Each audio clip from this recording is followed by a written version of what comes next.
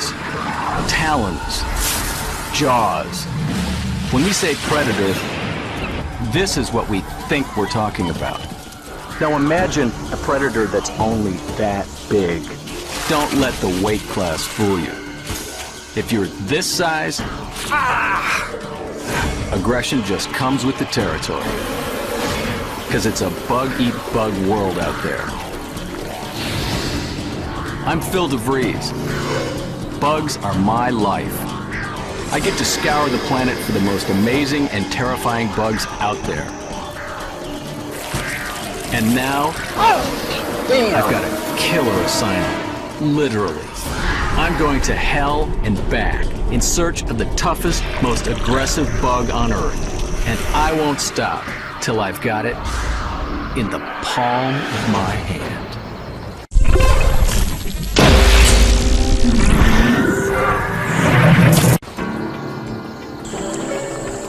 The Amazon, the most incredible place I know about. There are more species living here than anywhere else on the planet. And most of those species, they're bugs. And right now, I'm hunting predators. In the Amazon, just about every bug you meet is predator or prey. Most are both. Bugs have evolved 1,000 forms of aggression, each one suited to their particular lifestyle. But you know, everything in the forest is kind of hidden. So you really have to look. There's one thing that's certain. You're being watched, no matter where you are. And you're being watched by bugs. Millions of them. Over half the species on the planet are bugs. Ants alone outweigh the entire human race. And if you think they're not that aggressive, think again. Bugs are really small. When you're the runt of the litter, you get tough quick.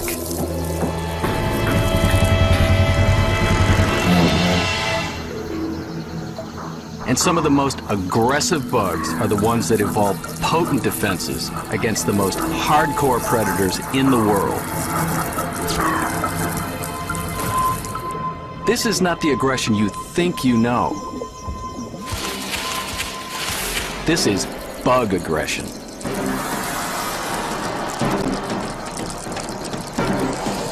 And the bugs that really get my blood stirring are the ones that have come up with truly astonishing ways to kill. Or keep from being killed. Slashing mandibles.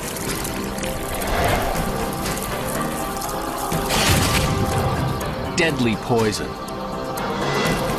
But this is a game where the stakes are always getting raised. Bug number 1 mounts a powerful attack. But bug number 2 has evolved a potent defense. And over time, this escalating arms race creates ever more lethal weapons. My search for King Thug of the Bugs begins with an unsavory character I'm just dying to meet.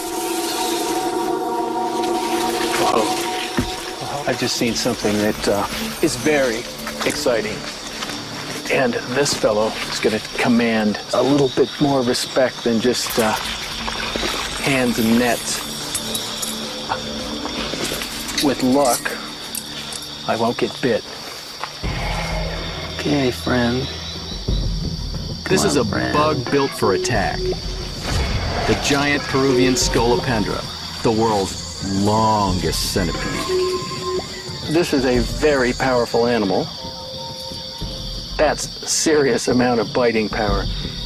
The mandibles are modified legs that are hollowed like a hypodermic needle, and at the base of them, there's a big poison sac, which, just like a viper, envenomates a wound. Look at that, look at that. I could let these forceps go, and it's holding those things together. This is just a juvenile. But a full-grown giant Scolopendra can be a foot long and an inch around. with over 20 pairs of legs. The stretch limo of the bug world.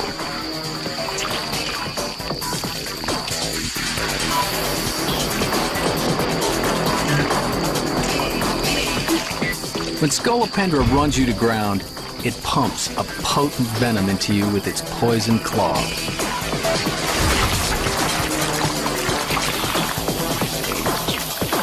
Gripped by razor-sharp legs, you're not going anywhere.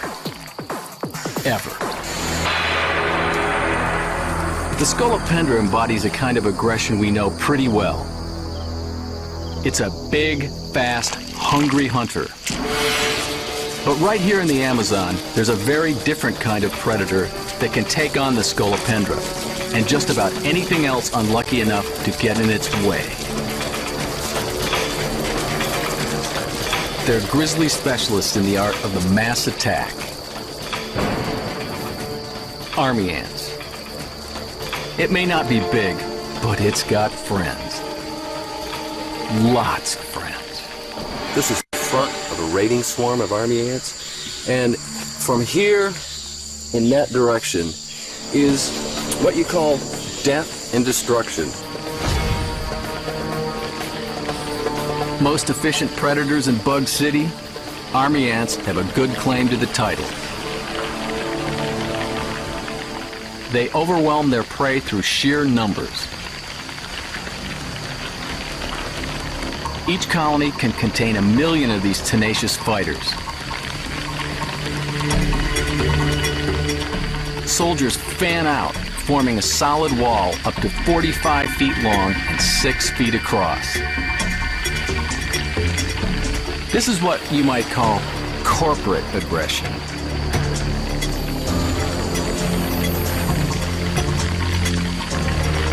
Thousands of individuals join forces. They have only one objective: to eat.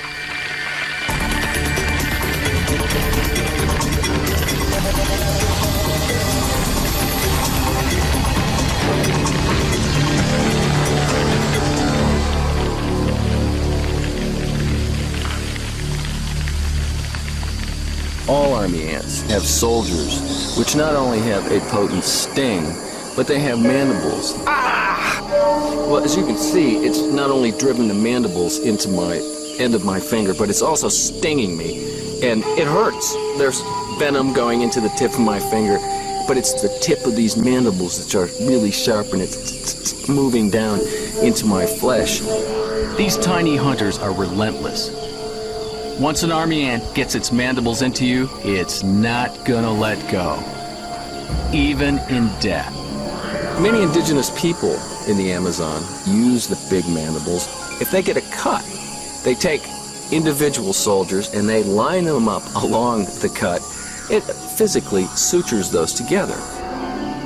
The ants are decapitated, but their jaws stay put, creating a neat line of stitches. Don't let the handiwork give you the wrong idea. Army ants aren't good Samaritans. They're master killers. And that's why I've got to see for myself what kind of pain these guys can dish out. You know, what I've always wondered is what's it like being a bug and the army ants find you? I mean, what's the last thing that goes through your mind as your life winks out? I'm deep in the heart of the Amazon jungle, where the only surefire way to really grasp army ants' power is to lie down in a sea of them, naked. But that ain't happening.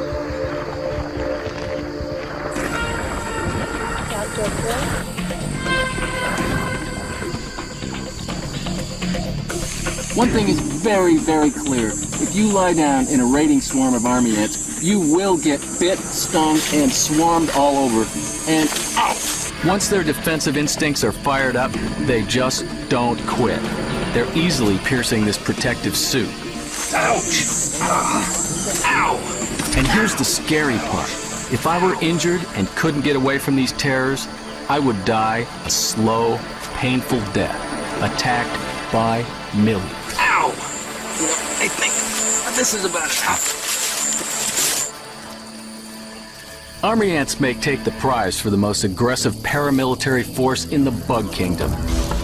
But aggression comes in many forms. It can be a vast militia that runs roughshod over anything in its path. Or it can be a single, solitary assassin that's perfected the art of the ambush.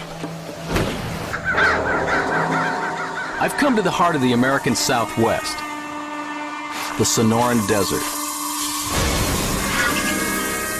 One of the harshest places on Earth.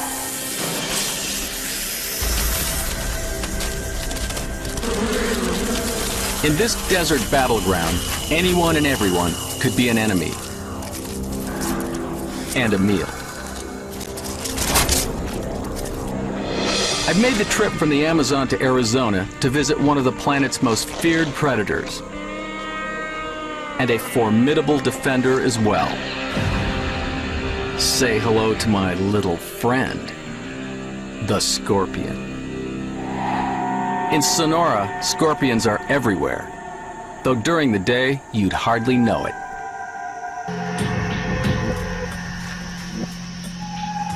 So tonight, my colleague Justin Schmidt and I are going on a hunt.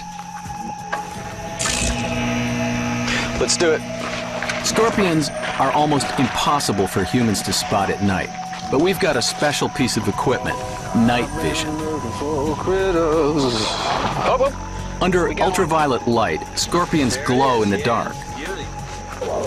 And here's a third. Wow, look at A mysterious mixture of chemicals in their exoskeleton triggers this blue-green light, Oh yeah. That's possibly both sides. to attract prey. And there's another one. It's Even a little UV radiation from the moon and stars will make them shine faintly. Holy smokes. And there's another one. It's moving along. Under my flashlight, it's practically invisible. You don't see her with that light on. So when you turn your light off, she just comes right back. Amazing. Scorpions aren't gratuitously aggressive bugs. In fact, they're kind of antisocial. But when it's time to eat, they've got what it takes. As predators, scorpions have two really great tools: a sting and strong pinchers. They lay in wait at night, not moving. And if something comes by, ambush. Scorpions attack by thrusting their tail stinger into their victims, injecting paralyzing venom. Once the prey has been immobilized, they use their pinchers like wire cutters, methodically chopping it up. But these weapons aren't just for hunting. The scorpion often needs them to fight off a violent assault. Surprised by a hungry shrew, the scorpion's first defensive response is to run away and hide.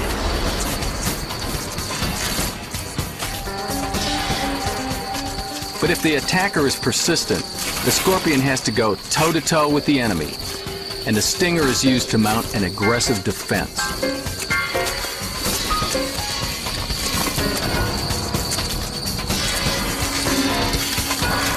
This time, the scorpion goes down fighting, but it doesn't always turn out that way. Especially when scorpions are defending themselves against us. Now, scorpions do have good reasons for invading our territory. Our houses offer plenty of the warm, dark corners they love.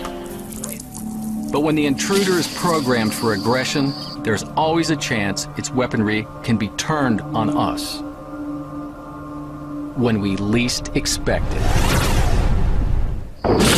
They're the bugs that dart through our nightmares. Scorpions on the prowl. Army ants on the march. They come from a place where mercy just isn't in the vocabulary.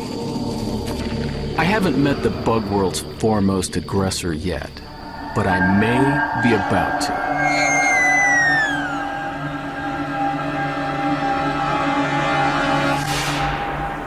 Spiders.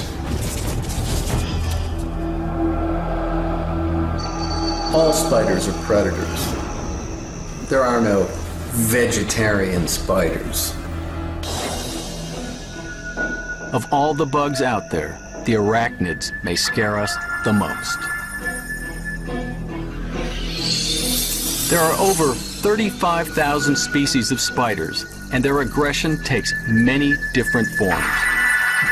They cocoon, poison, and sometimes eat their victims alive. And these are just some of their tamer strategies. Take the raft spider.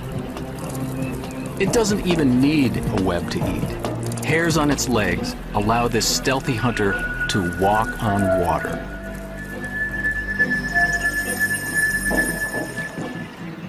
It lies motionless, waiting for an unsuspecting victim to pass by. Is lurking on the water's surface aggressive? Ask the fish. Some spiders create their own predatory tools.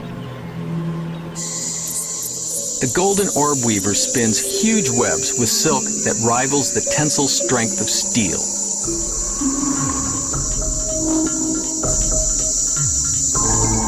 Anything unlucky enough to fly into an orb weaver's death trap is doomed. Anything.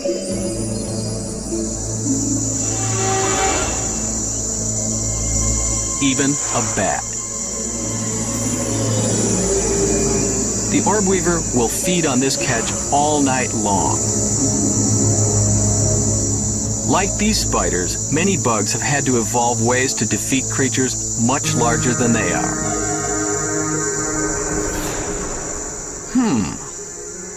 Much larger than they are.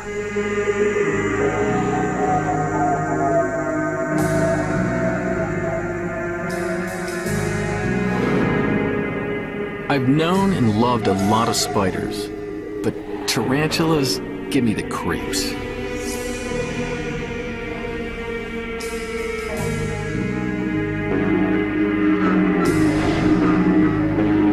Maybe if I lie really still, they won't hurt me.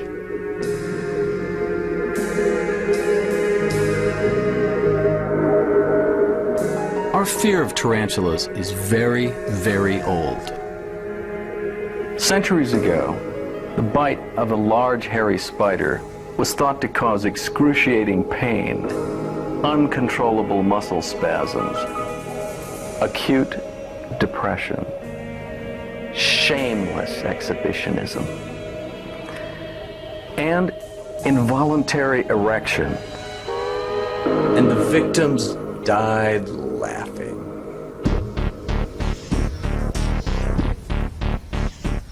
If these guys were going to eat me,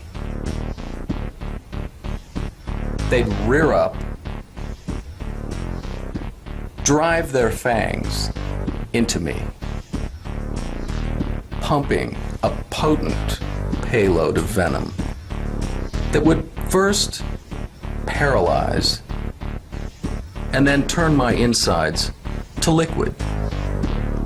And then they'd drink me. Tarantulas are the biggest spiders in the world, immensely strong.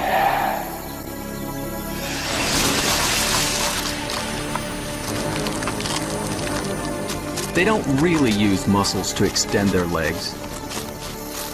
They walk by pumping blood into them.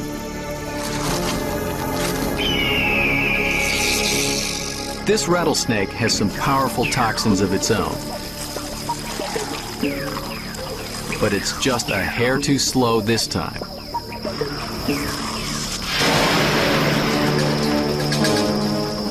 Once they pounce, tarantulas impale their victims, using their fangs like daggers.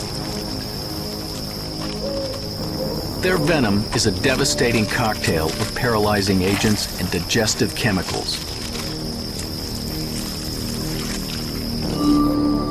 It's the gift that keeps on giving until it takes all the fight out of you. Scorpions. Ow! Army ants. Ouch! Tarantulas. These bugs are definitely in the Aggressor Hall of Fame. But not every world-class predator is an extrovert. To get a look at one of the sneakier stars of the deadly bug cosmos, I'm going down under. Australia seems like it was invented to spawn the most aggressive creatures in the world.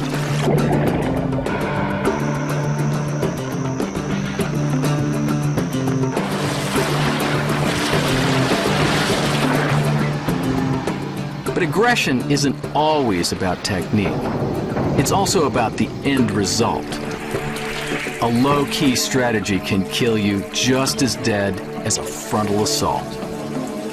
We're going into the belly of the beast to see what really goes into the belly of the beast. I'm joining Dr. David Merritt to find these cave-dwelling killers in the heart of darkness.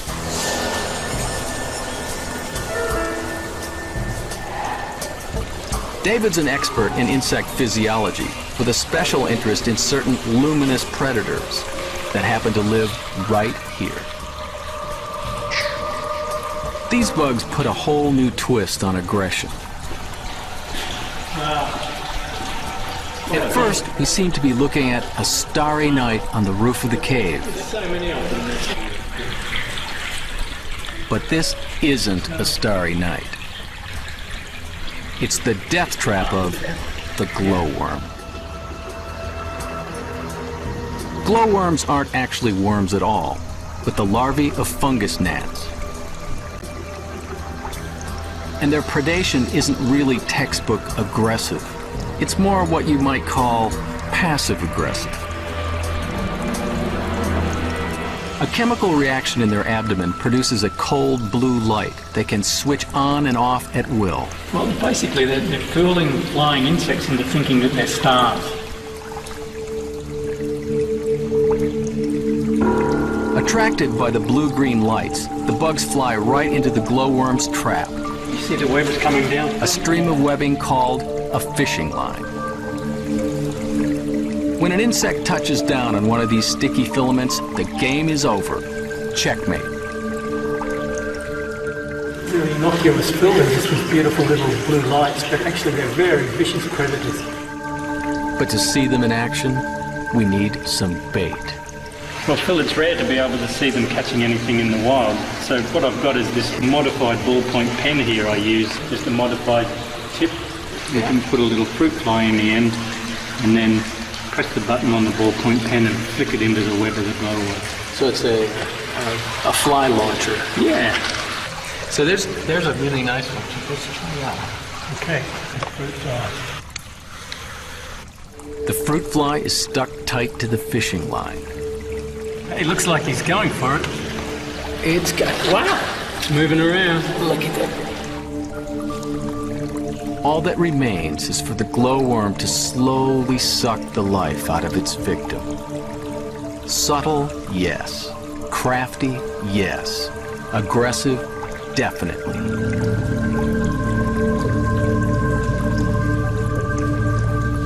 They lure their prey to a constellation of death.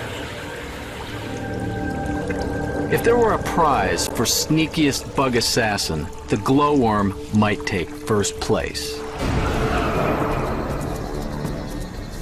But some predators don't bother to hide a thing. When they get aggressive, you know it. Meet the weaver ants.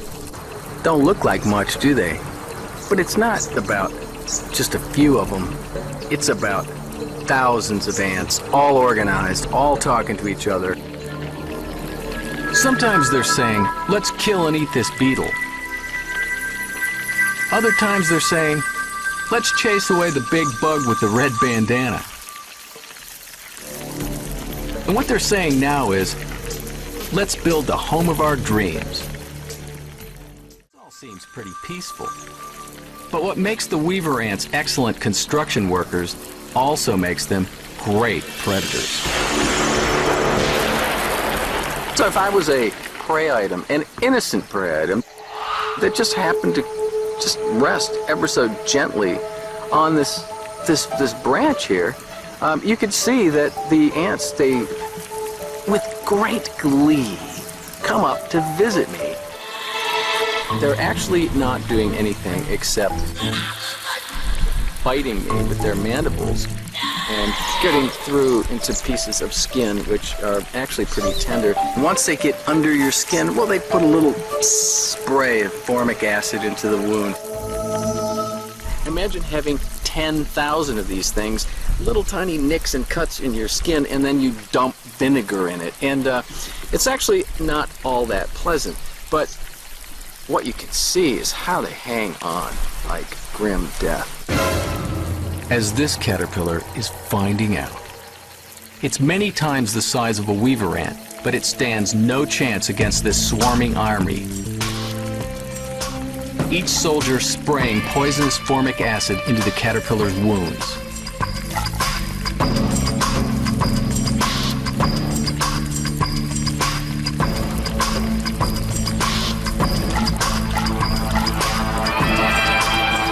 They say, some days you're the windshield, some days you're the bug.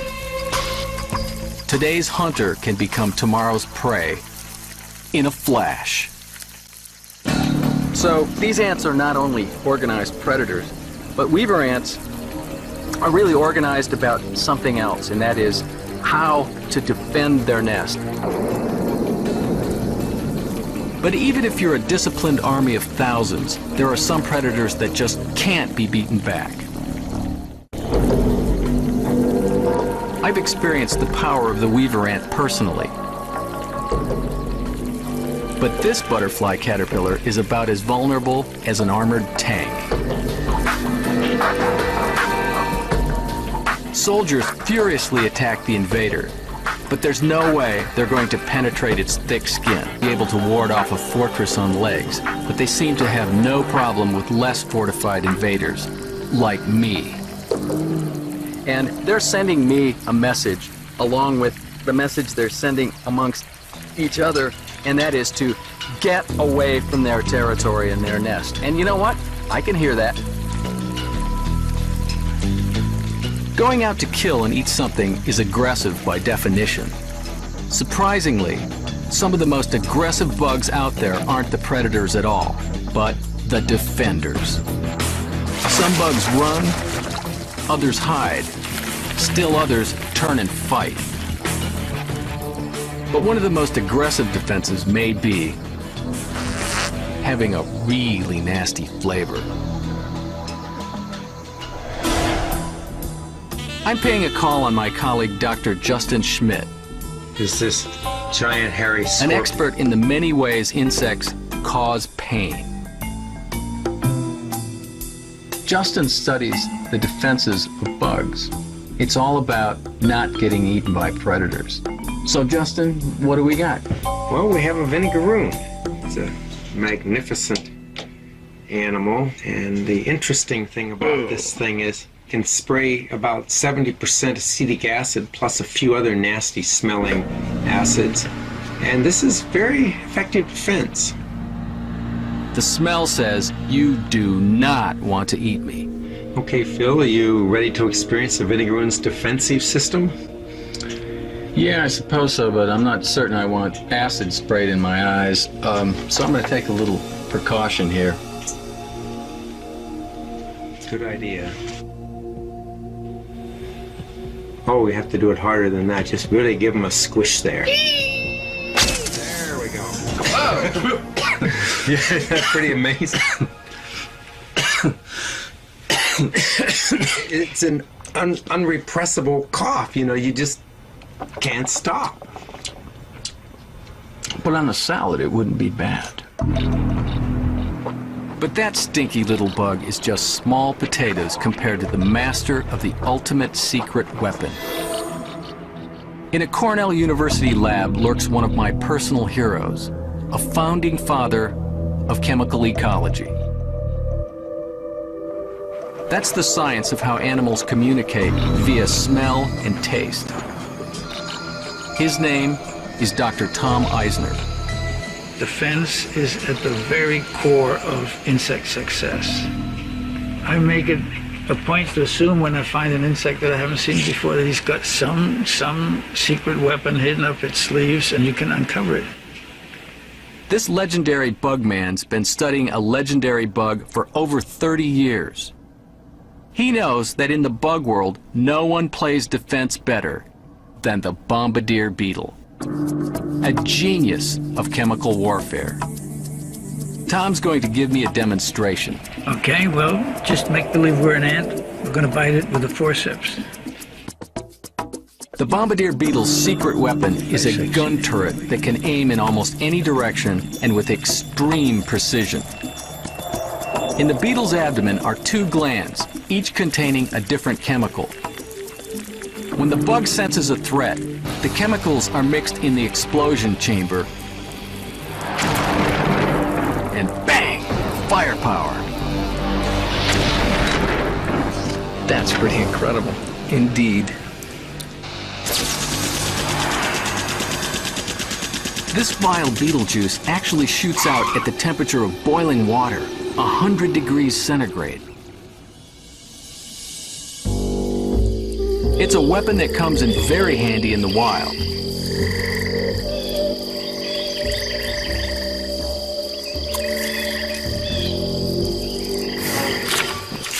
No predator wants that taste in its mouth.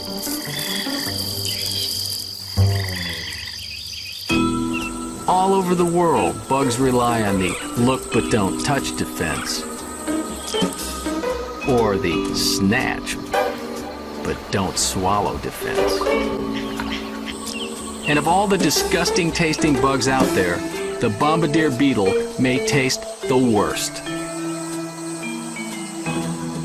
Do you at all think of yourself as the emperor of bad taste? I'll accept that title. Though it's not as blatantly aggressive as a deadly sting, making yourself disgusting may be an even more effective defense. Now, I've found that bad taste is often more pronounced in males than females. But honeybee males are kind of tasty. Or so I'm told. But the only way to know for sure is the honeybee taste test. Phase 1, the males. 1, 2, 3.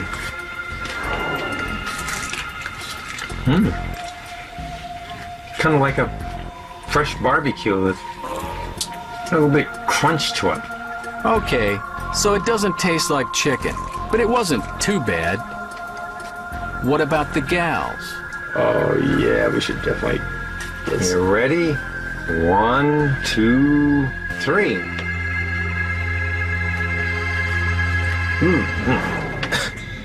Yeah. As far as I'm concerned, the females taste like lighter fluid. Worse. That was disgusting. And the point of the story? Well, if you're going to eat bees, the lesson is to eat the males. Forget the females. When a bug is particularly vulnerable to attack, sometimes nature gives it more than one way to defend itself. Case in point, the honeybee. Honeybees have the bad flavor defense. Problem is, this only helps against an enemy that's trying to eat them. Not an enemy that just wants to kill the honeybee to get at its young. Tasting bad is useless against this foe, the Japanese giant hornet. A roving hunter as aggressive and well-armed as they come. When a hornet scout finds a rich honeybee hive, she sprays it with a chemical marker and takes off back to the hornet nest to alert her sisters. Then they follow the homing beacon back to the hive.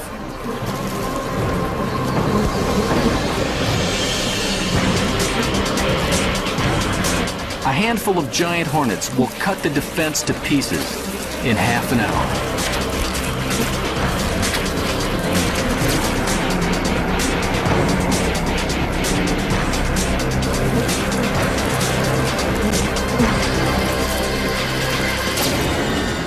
And then they come after the babies.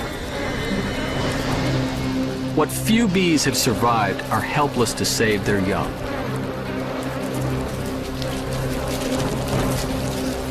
But the Japanese honeybee has one truly amazing way of protecting itself from this kind of slaughter. It's called Roast the Scout. First, they allow the hornet inside the hive.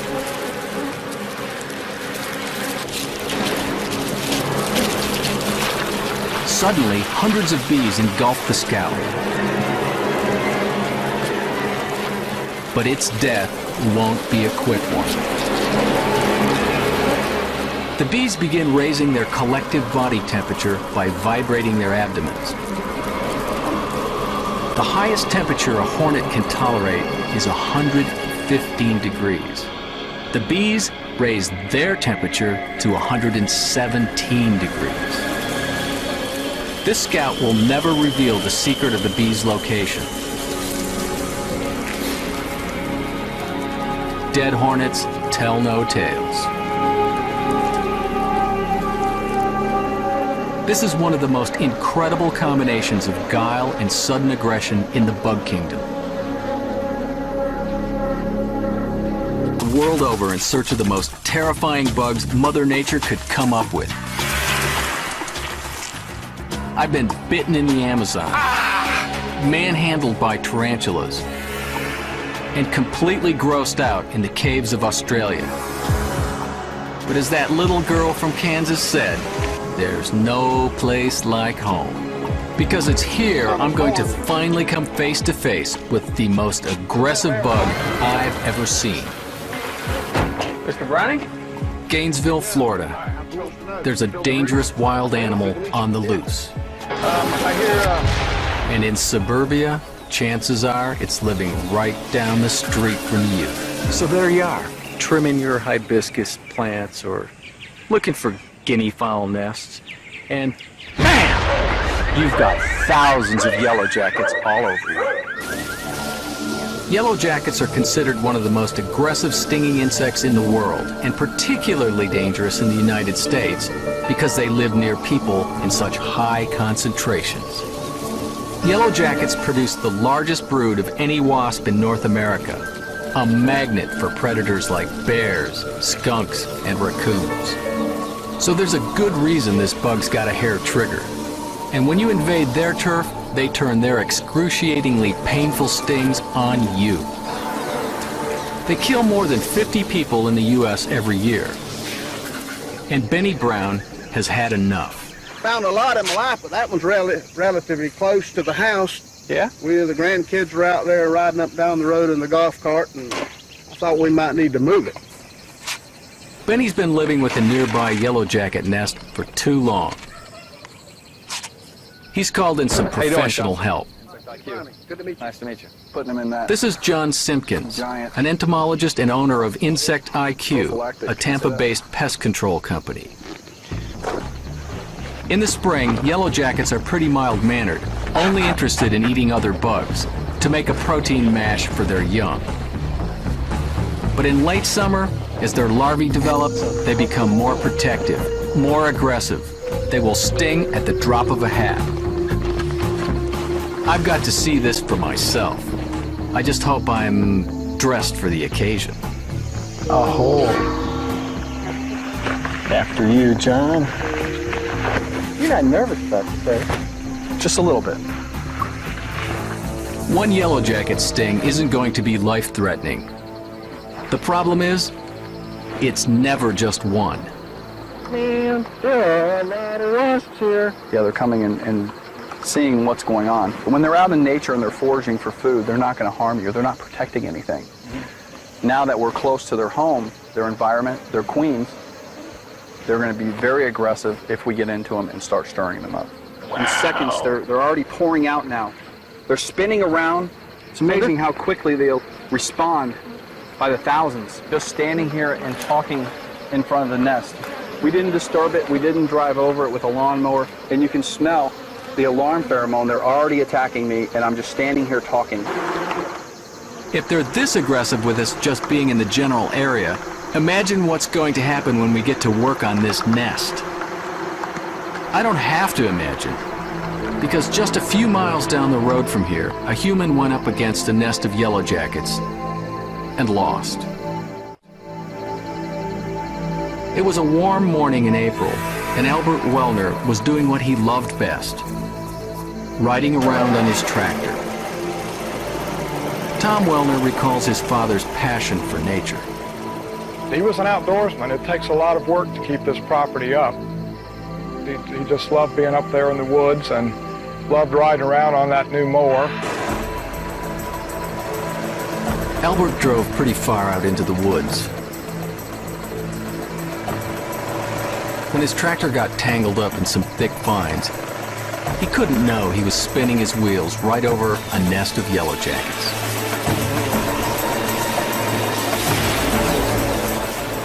To the bugs, Albert's tractor was a predator. Immediately, the alarm spread like wildfire through the nest. Defenders poured out by the hundreds.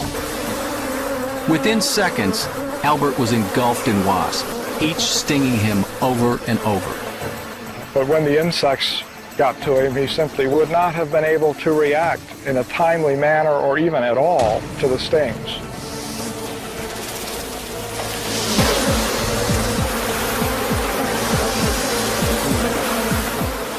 The toxin set off a huge allergic reaction that Albert's immune system simply couldn't cope with. His wife found Albert's body near the riding mower.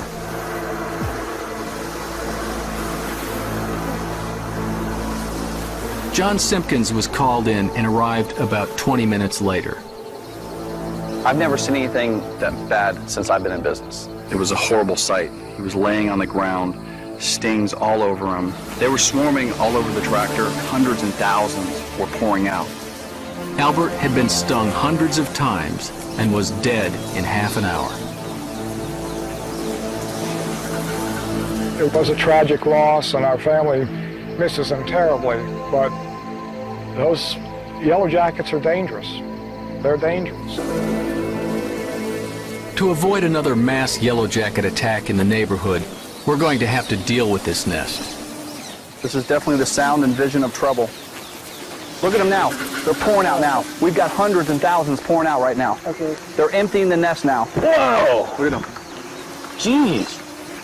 Look. Look at the top interjected. You've got thousands coming out. They're just pouring out. Look at that. That is unbelievable. Look at my hand. They're just all over it. I don't know about you, but I'm getting a little twitchy here. Oh, that wasn't good. This is... Ah! Ow! This is a little weird. Oh my God, look at my hands. I think it's time to let them relax a little bit. It's bad enough being in that storm of stingers with protective suits on. Anyone who stumbled on that nest without one would be in big trouble.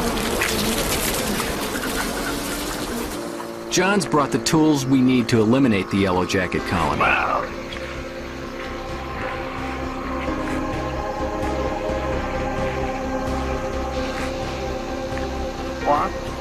Here. It looks like we found the most aggressive predator in the bug world. And it's us. Wow, there's a big mama. This is a queen stinging. You can see how long her stinger is. Yeah. You get more queens? Look at this.